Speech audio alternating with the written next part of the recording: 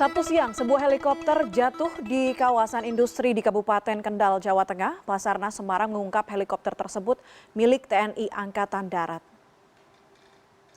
Dilansir Detikcom, juruk bicara Basarnas Semarang, Zul Hawari, mengatakan pihaknya mendapatkan laporan tentang kecelakaan tersebut sekitar pukul 15 waktu Indonesia Barat. Sementara kejadian sekitar pukul 2 siang. Helikopter yang jatuh ini memiliki tipe Mi-17 dan jatuh di sekitar kawasan industri Kendal.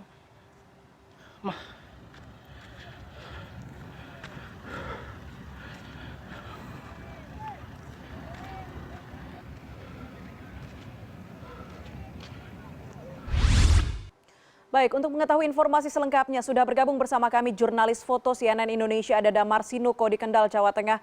Damar, selamat sore. Damar, informasi terakhir yang Anda dapatkan dari kecelakaan helikopter milik TNI AD ini apa, Damar?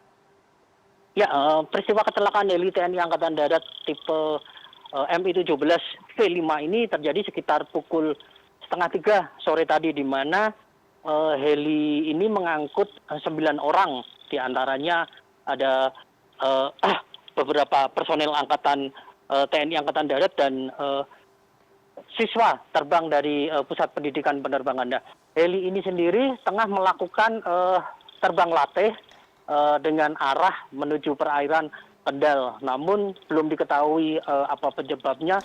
Heli terlihat memutar-mutar di atas kawasan industri Kendal dan tiba-tiba terjatuh dan terbakar.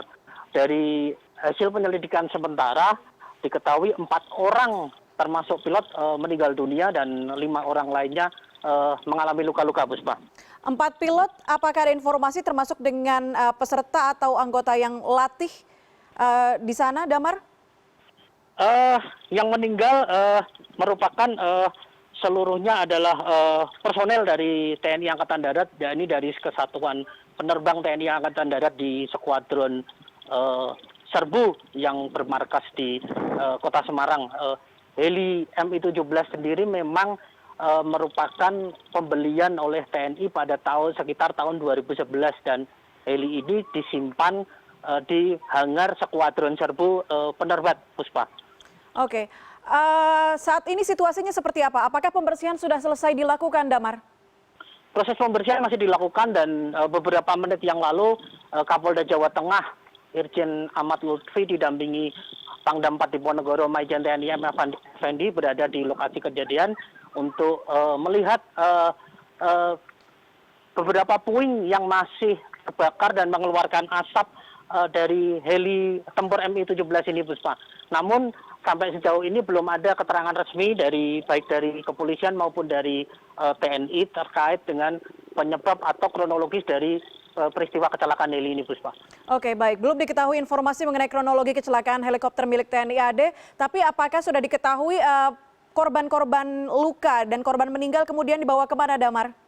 Ya, satu korban meninggal, ya ini pilot Kapten CPN KD sempat dibawa ke RSUD Suwodo Kendal dan meninggal di rumah sakit. Kemudian yang 3 orang lainnya, ya ini Kapten CPN Fendi, Kapten CPN Indro dan Letu CPN Wisnu sempat dibawa oleh heli penerbat, namun juga sudah meninggal dalam kondisi meninggal dunia. Mereka yang meninggal dunia dan mengalami luka-luka ini kondisinya mengalami luka bakar, Puspa.